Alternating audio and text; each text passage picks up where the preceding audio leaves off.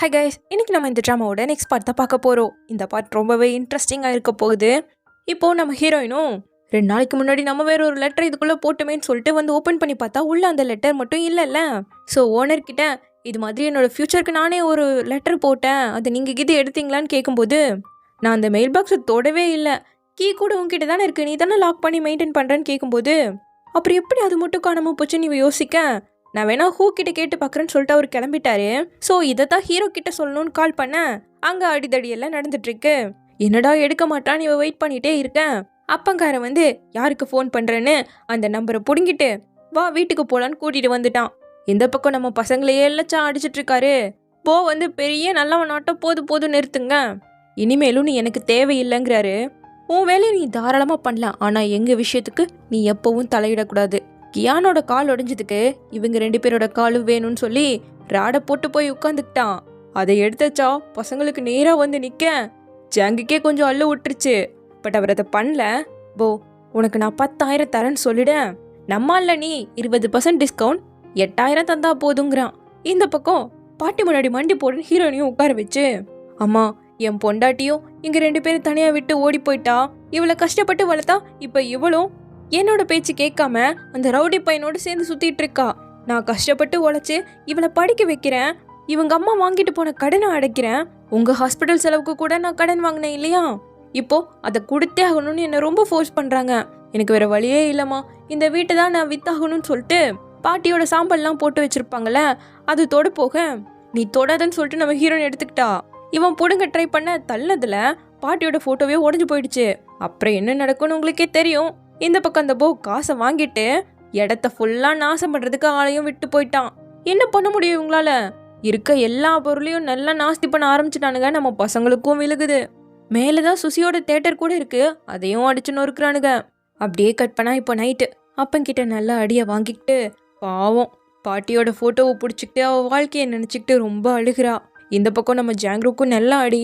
சுசி பார்த்துட்டு வா நான் உன்னை ஹாஸ்பிட்டல் கூட்டிகிட்டு போகிறேன்னு அவள் காலை வச்சுட்டு தூக்க கூட முடியல, கீழே தான் விழுகிறாங்க. பரவாயில்ல எனக்கு ஒன்றும் இல்லை, சரியாயிடும், சின்ன காய்ந்தான்னு சொல்லிட்டு என்ன நடந்தாலும் சரி உன்னை காப்பாற்ற நான் இருப்பேன்னு சொல்லி அப்படியே அவளை ஹக் பண்ணிக்கிட்டான். இந்த பக்கம் இப்போ நம்ம ஹீரோயின் ஹீரோவோட வீட்டுக்கு தான் வரா. கதவை தட்டினா ஓப்பன் பண்ணல. பார்த்தா அந்த டோரில் பிளட்டை பார்த்ததும் ஷென் கதவு தரன்னு சொல்லிட்டு கதவை போட்டு உதைக்க அவன் இப்போதான் வருவான் போல. எதுக்கு டோரை போட்டு உதைச்சிட்டு இருந்தேன்னு கேட்க உங்கள் பிளேஸ்க்கு போய் பார்த்தேன், அங்கே ரொம்ப மோசமாக இருந்தது, உன் வீட்டு டோரில் பிளட்டை பார்த்ததும் உனக்கு ஏதோ ஆயிடுச்சோன்னு சொல்லி பயந்துட்டேன்னு சொல்ல நான் நல்லா தான் இருக்கேன், ஃபுட்டு வாங்க தான் போனேங்கிறான். அப்புறம் எப்படி காயம் ஆச்சுன்னு கேட்க அதுக்கு பதில் சொல்லலைனாலும் காலில் அடியை பார்த்துட்டா. உன்கிட்ட மருந்து இருக்கான்னு சொல்லி கேட்டு அவளை தான் மருந்து போட்டு விட்டுட்ருக்கேன், அவளையே தான் பார்த்துட்ருக்கான். பட் அவள் பார்த்ததும் திரும்பிக்க அடுத்து நம்ம ஹீரோயின் இதவே பண்ணிகிட்ருக்கா. அப்போ அவள் கையில் அடியை பார்த்ததும் என்னை இப்போ அடிச்சானான்னு கேட்க நீ திரும்ப சண்டை போட்டேன்னு இவ கேட்குறா. அது சின்ன பிரச்சனை தான் சொல்ல. ஸ்கூலுக்கு வர்றதுக்கு விருப்பம் இருக்கான்னு கேட்கவும் அஃப்கோர்ஸ் இருக்குங்கிறா. கொஞ்சம் ஷாக் ஆனாலும் என்னை மன்னிச்சிடு, எதுக்காக இப்போ அடிச்சா உன்னன்னு கேட்க அதுக்கு பதில் சொல்லலை. கட்டை போட்டு விட்டுட்டு நல்லா ரெஸ்டடு, தண்ணி படாமல் பார்த்துக்கோன்னு சொல்லிட்டு கிளம்பிட்டா. அவள் போட்ட கட்டை பார்த்தவன் என்ன நினச்சோன்னு தெரில, நேராக அப்பங்காரன் கிட்ட வந்துட்டான். அவன் இங்கே கேம்பிளிங் தான் விளாண்டுட்டு இருக்கான். பக்கத்துலேயே சேரை போட்டு உட்காந்தவன் இவனே சரியான கடங்காரன், இவன் கூட விளாடுறீங்களா? என்னோட ப்ரோ கடனை வாங்கிட்டு வர சொல்லி என்னை அனுப்புனாரு. பட் எனக்கு வேற வேலை இருக்கு. என்னோட பிரதர் மட்டும் உன்னை தேடல, போவும் சேர்ந்து தான் உன்னை தேடிட்டு இருக்காங்க. ஐயோ சாரி, ஸ்கூல்ல நடந்த விஷயத்த பெருசா எடுத்துக்க வேணாம், அடுத்த மாசம் மொத்தமா சேர்த்து பே பண்ணிடுறேன்னு சொல்லிட்டு இவன் கிட்ட கெஞ்சேன். அப்படின்னா நீ இன்னையிலிருந்து நான் சொல்றத கேட்கணும். ஹாய்டாங்க மட்டும் இன்னொரு தடவை காயப்படுத்த நினைச்சேனா அப்புறம் என்னோட உண்மையான முகத்தை நீ பார்க்க வேண்டியது வந்துடும் சொல்லிட்டு கிளம்பிட்டேன். எப்பா போயிட்டான்னு உட்காந்தா இன்னொரு கேங் கிட்ட மாட்டிக்கிட்டான். கட் பண்ணா வீட்டில் வந்து எதையோ எடுத்துட்டு போறத நம்ம ஹீரோயினும் பார்க்குறா. நல்ல மழை. அடுத்த நாள் ஸ்கூலுக்கு கிளம்ப ஹீரோ நொண்டிக்கிட்டே வந்து நேற்று மருந்து போட்டதுக்கு தேங்க்ஸ், இந்தா உனக்காக சூடாக ஸ்டீம் பன் வாங்கிட்டு வந்திருக்கேன்னு கொடுக்க நான் இது சாப்பிட மாட்டேன், உன் கால் எப்படி இருக்குன்னு கேட்கவும் பரவாயில்லங்கிறான். ரொம்ப மழை பெய்யுது, பட்டா இன்ஃபெக்ட் ஆகிடும், வீட்டுக்கு போன்னு சொல்ல நான் இன்னொன்று கூட உனக்காக வாங்கிட்டு வந்திருக்கேன், இந்த மருந்தை உன்னோட காயத்துக்கு போடு நல்லா ஆயிடும்னு கொடுக்க அவளோட காயத்தை மறைக்கிறா. நேற்று நீ கால் பண்ணையா, அப்போ கொஞ்சம் வேலையாக இருந்துட்டேன், அதான் எடுக்க முடியல. பட் ப்ராமிஸா திரும்ப இது போல் நடக்காமல் நான் பார்த்துக்கிறேன். என்னாச்சுன்னு கேட்கும்போது நான் சொல்கிறது நமக்குள்ளே இருக்கட்டும், அன்னைக்கு எங்கள் அப்பா கூட ரொம்ப சண்டை போட்டேன்ல, ஒரு லாஸ்ட் லெட்டர் மாதிரி நான் எழுதி புக் ஸ்டோருக்கு பக்கத்தில் இருக்க அந்த ரெட் கலர் மெயில் பாக்ஸில் போஸ்ட் பண்ணேன். ஏதேதோ நடந்ததில் மறந்து போயிட்டேன். நேற்று தான் ஞாபகம் வந்து அந்த மெயில் பாக்ஸ் ஓப்பன் பண்ணி பார்த்தா அதில் நான் போட்ட லெட்டர் மட்டும் காணும். உனக்கே அது தேவையில்ல விடுங்கும்போது மற்றதெல்லாம் இருக்கு, என்னோடது மட்டும்தான் இல்லை. யாராச்சும் கூட எடுத்திருப்பாங்கன்னு சொல்ல வாய்ப்பே இல்லை. நான் ஓனர்கிட்ட கூட கேட்டுட்டேன். சாவியே என்கிட்ட தான் இருந்தது. லாக் பண்ண பாக்ஸ்ல இருந்து எப்படி என்னோட லெட்டர் போயிருக்கும்? அதே பாக்ஸ்ல இருந்து தான் எனக்கு இந்த லவ் லெட்டர் வந்ததுன்னு ஓனர் கொடுத்தாருன்னு யோசிக்க. நீ இப்போ ஸ்கூலுக்கு போ, ஈவினிங் நான் அந்த இடத்துல வெயிட் பண்றேன், கண்டுபிடிக்கலான்னு சொல்லிட்டு அவன் கிளம்பிட்டா. இவன் அந்த மருந்தை பார்த்துட்டு நிற்க. இந்த பக்கம் நம்ம ஹீரோயினோட டீச்சர் லிங்ஷி சாவோட பிளேஸ்க்கு வராங்க. மொத்தமாக நாசமாய் கிடக்கல, அவரே ஏதோ ஓட்ட வச்சுக்கிட்டு இருக்கேன். ஷென் எங்கன்னு கேட்கவும் அவன் இங்கே இல்லை. திரும்ப ஸ்கூலுக்கு வருவானான்னு கேட்க கண்டிப்பாக வருவான். என்ன மாதிரியும் அவனோட வாழ்க்கை மாறிடக்கூடாது, அதுக்கு நான் எப்பவும் விட மாட்டேன்னு சொல்ல. அப்போ அவர் தலையில் உள்ள காயத்தை பார்த்து கேட்க வரும்போது வேற ஏதாவது சொல்ல வரீங்களான்னு கேட்க எதுவுமே பேசல. திரும்பி திரும்பி பார்த்துக்கிட்டே போயிட்டாங்க. 2 பேருக்கும் ஃபீலிங்ஸ் இருக்கு தான் போல. இப்போ ஒரு பக்கம் நம்ம ஹீரோயின் ஸ்கூலுக்கு போக, இங்கே நம்ம ஹீரோவும் ஜாங்கும் ஜாவை மீட் பண்ணி நாங்கள் தான் தப்பு பண்ணிட்டோம், பாருங்க உங்கள் இடமும் போய் போட்டுக்கு சேர்த்து வச்சிருந்த காசும் போயிடுச்சு, எங்களை மன்னிச்சிடுங்கன்னு கேட்க பரவாயில்ல விடுங்க, நீங்கள் உயிரோடு இருக்கிறதே பெரிய விஷயம், முடிஞ்சதாகவே இருக்கட்டும், இனிமேலும் நமக்கு எந்த பிரச்சனையும் வரக்கூடாது, கொஞ்ச நாளைக்கு நீங்கள் இங்கே வர வேணாம், நான் தனியாக இருக்கலான்னு முடிவு பண்ணியிருக்கேன்னு சொல்லிட்டு ஹீரோவை நீ ஸ்கூலுக்கு போகணுன்னு நினச்சனா தாராளமாக போ, இப்போ வீட்டுக்கு போங்கன்னு சொல்லிட்டு அவர் உள்ளே போயிட்டாரு. அடுத்து நம்ம ஹீரோ நேராக அந்த மெயில் பாக்ஸ்க்கு வந்து தட்டிக்கிட்டி பார்க்குறான். அது ஓப்பன்லாம் ஆகலை. யாருன்னே தெரில. இது எங்கள் கடைக்கு முன்னாடி வச்சுட்டு போயிட்டாங்க. ஓனரும் இதை பார்த்துட்டு அவங்களோட ஈவெண்ட்க்கு தேவைப்படுன்னு சொல்லிட்டு வச்சுக்கிட்டாங்க. பட் இதுக்குள்ளே தான் எனக்கு கிடைச்ச அந்த லவ் லெட்டர் கூட இருந்ததுன்னு சொல்லி ஓனர் கொடுத்தாரு. அடுத்து நான் சோகமாக எழுதி என்னோட லெட்டரை போட அது காணாமல் போயிடுச்சு.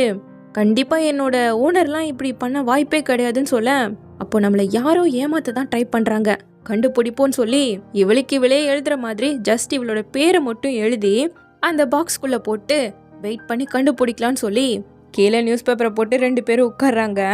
சந்தேகப்படுற மாதிரி ஒருத்தன் வந்தாலும் அதுக்கிட்டேயே போயிட்டான். இப்படியே நேரம் போக போக ஹீரோயினுக்கு தூக்கம் வந்துருச்சு. தூங்கி போய் ஹீரோ மேலே விழ அவனுக்கு ரொம்ப ஒரு மாதிரி ஷை ஆயிடுச்சு. வெக்கம்லாம் படுற மாதிரி இருக்கு. பட் எப்படி ரியாக்ட் பண்ணுறதுனே தெரியல. அவன் எழுந்து டைம் என்னன்னு கேட்க எனக்கும் தெரியல, நீ வீட்டுக்கு போய் தூங்கு, நான் ஆல்ரெடி சஸ்பெண்ட் தானே, ஸோ எனக்கு பிரச்சனை இல்லை, நான் பார்த்துக்கிறேன், நீ தான் ஸ்கூலுக்கு போகணும்னு சொல்ல வேணாம் 2 பேருமே வீட்டுக்கு போகலாம், உனக்கு வேற அடிபட்டிருக்கல, வா போகலான்னு சொல்லி கையை பிடிக்க சரின்னு அவனும் ஒத்துக்க 2 பேருமே வீட்டுக்கு கிளம்புறாங்க.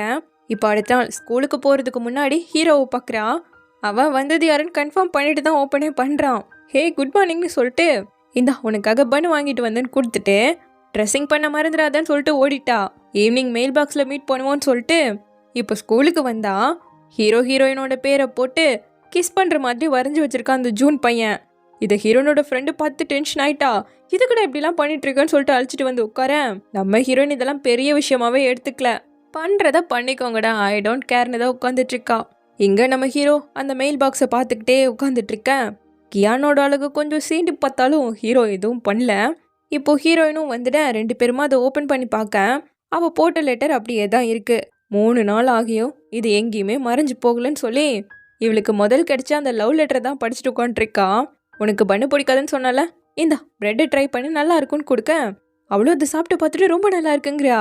நிறைய பேர் அவங்க குழந்தைக்கு வாங்கினாங்க, ஸோ ஸ்வீட்டாக இருக்கும்னு தெரிஞ்சு தான் வாங்கிட்டு வந்தேன், நல்லா இருக்குல்ல, நீ இதை சாப்பிட்ருக்கியான்னு கேட்கும்போது இல்லை இது பத்தாது, அதனால எனக்கு இது பிடிக்காதுங்கிறான். இப்போ ட்ரை பண்ணு, பாதி ஷேர் பண்ணிக்கலாம் நான் பிச்சு கொடுக்க அவன் அதை சாப்பிட்டு பார்த்துட்டு ரொம்ப நல்லா இருக்குங்கிறான். எனக்கு என்னமோ ஷென் இந்த லவ் லெட்டரை படித்து பார்த்ததுல ரொம்ப ஜென்யூனாக எழுதின மாதிரி ஃபீல் ஆகுது, ப்ராங்க் பண்ணுறதுக்காக எழுதின மாதிரி தெரிலன்னு சொல்ல அந்த லெட்டரில் போட்டிருக்க சிம்பிளை பார்க்கவும் அப்போ இந்த பேப்பரை கண்டிப்பாக எங்கள் கடையிலேருந்து தான் வாங்கியிருப்பான். அப்படி வாங்கினதில் எழுதி இந்த பாக்ஸில் போட்டிருக்கான். அடுத்து நான் போட்ட லெட்டரையும் அவன் எடுத்துகிட்டு போயிருக்கான். கண்டிப்பாக அவன் எங்கள் கடைக்கு நிறைய டைம் வந்திருக்க வாய்ப்பு இருக்கு, எனக்கு தெரிஞ்சனா கூட இருக்க வாய்ப்பு இருக்குன்னு சொல்ல அதுக்கு வாய்ப்பே இல்லை, அவனை கண்டுபிடிச்சி ஆகுறோன்னு சொல்லிட்டு திரும்ப வந்து அங்கேயே உட்காந்துக்கிட்டாங்க மெயில் பாக்ஸ் பக்கத்தில். ஹீரோயினுக்கு வேற குளிர் அடிக்க அதை பார்த்தவன் டக்குன்னு அவன் ஷர்ட்டை கொடுத்துட்டான். கேட்டால் நான் பாக்ஸிங் எல்லாம் ப்ராக்டிஸ் பண்ணுறேன் ஸ்ட்ராங்குன்னு சொல்ல, நீ பாக்ஸிங்லாம் பண்ண மாட்டேன், ஃபைட்டிங் தான் பண்ணுவேன், அதை சொல்லுங்க, அப்படி கூட வச்சுக்கலான்ட்டு இருக்கான். ஷென் நீ நிஜமாவே சீர்திருத்த பள்ளியிலிருந்து தான் வந்தியான்னு கேட்க ஆமாம், சண்டை போட்டதெல்லாம் அவங்க கூட போய் விட்டுட்டாங்க, எப்படி இந்த கெட்ட பசங்களோடலாம் சேர்ந்தேன்னு கேட்கும்போது நான் ஒரு வெல்ஃபேர் இன்ஸ்டிடியூட்டில் தான் வளர்ந்தேன், 16 வயசு ஆனதும் நானே வெளியே வந்துட்டேன். என்கிட்ட பணமோ தங்குறதுக்கு ஒரு இடமோ எதுவுமே கிடையாது. சாதா என்னை கூப்பிட்டுக்கிட்டாரு. அப்படி இல்லைன்னா பட்னிலே செத்துருப்பேன். அப்போ வாழணும்னா இப்படி சண்டை போடுறது தான் வழியான்னு கேட்க, சண்டை போடுறது யாருக்கு தான் பிடிக்கும்? என்னை கூட முகத்தில் அடிச்சு எனக்கு பிடிக்கவே பிடிக்காது. உனக்கு இதெல்லாம் சொன்னா புரியாதுங்க. எனக்கும் புரியும்னு சொல்றா. இவ்வளோ அப்பா கிட்ட அடி வாங்குவாளச்சே. சரி, வேற யாரும் வர மாதிரி தெரில, இதை விட்டுலாம். நீ வீட்டுக்கு போய் நல்லா ரெஸ்ட் எடு. சரியானதும் ஸ்கூலுக்கு வா. ஹேர் கட் கூட பண்ணிக்கிட்டு வா. அப்பதான் பார்க்கறதுக்கு ஸ்டூடெண்ட் மாதிரி இருப்பேன்னு சொல்ல. ஓகே, உன் ஆசைப்படியே செஞ்சிடுறேன்னு சொல்ல கொஞ்சம் ஷையானாலும் அப்படியே சிரிச்சிட்டு இருக்கா. அப்படியே கட் பண்ணி 2026 ப்ரெசென்ட்ல கண்ணாடி போட்ட பையன் அவங்க அம்மாவை காணன்னு கூட கம்ப்ளைண்ட் கொடுத்தான் இல்லையா? அதாவது ஹைடங்கோட மகன், நம்ம ஹீரோயினோட மகன் ஃபியூச்சர்ல இவன் தான். அவன் அந்த மெயில் பாக்ஸில் வந்து ஓப்பன் பண்ணி பார்த்தா வாட்ச்மேனே ஏதோ சாபகம் ஏதோ இருக்குன்னு சொல்லி மந்திரம் எழுதி உள்ளே போட்டு வச்சிருக்காரு. அந்த லெட்டர் நமக்கு கிடைச்சதில்ல, அதை எழுதின ஹைடங்கோட மகன் தான் இவன்னு வாட்ச்மேன் கிட்ட நம்ம ஹீரோயின் சொல்லிட்டு இருக்கேன். அந்த லெட்டர் வரும்போது நீங்கள் இங்கே தான் இருந்தீங்களான்னு கேட்க, ஆமாம், இவங்க அப்பா மறைஞ்சு போனப்போ கூட நான் இங்கே தான் இருந்தேன். அப்போது ஒரு 12 மணி இருக்கும். அது என்னால் கரெக்டாக கூட சொல்ல முடியல. பூனை சவுண்ட் கேட்டுச்சு. தோ இந்த மெயில் பாக்ஸ்ல இருந்தெல்லாம் கூட ஏதோ சவுண்ட் கேட்டுச்சு. உள்ள பார்த்தா இவங்க அப்பா போட்ட லெட்டரையே காணோம். திடீர்னு பார்த்தா உள்ள இருந்து ஒரு லெட்டர் கூட வந்ததுன்னு சொல்ல, அப்போ இந்த லெட்டர் வரும்போது நீங்க இங்க தான் இருந்தீங்களா? அப்போ இவங்க அப்பா லெட்டரை போட்டு மறைஞ்சு போயிட்டாரு. லெட்டரும் மறைஞ்சு போச்சு. திடீர்னு பார்த்தா உள்ள இருந்து வந்தது. இதெல்லாம் நான் நம்பணுமான்னு சொல்லிட்டு அவன் சுத்தமா நம்பலன்னா நீ எதுக்காக இங்க வரேன்னு இவளுக்கு கோவம் வந்துருச்சு. அப்போ கரெக்டா 12 மணி அப்போ அந்த பூனை சவுண்ட் கேட்டதும் வாட்ச்மேன் லெட்டரை பிடிங்கி உள்ள போட்டுற. இந்த பக்கம் 1991 பாஸ்ட்ல நம்ம ஹீரோவும் ஹீரோயினும் அப்பதான் வீட்டுக்கு கிளம்புறாங்க. அப்போ அந்த இடத்துல பூனை சவுண்டு கேட்க, அந்த மெயில் பாக்ஸ்ல இருந்தும் சவுண்டு வர 2 பேருமே நல்லா பயந்து போயிட்டாங்க. உள்ள ஓபன் பண்ணி பார்த்தா லெட்டர் இருக்கு. ஸோ இப்படியே இந்த பார்ட் முடியுது. சீக்கிரமாவே இதனோட நெக்ஸ்ட் பார்ட்ல வந்து பார்க்குறேன். தேங்க்யூ.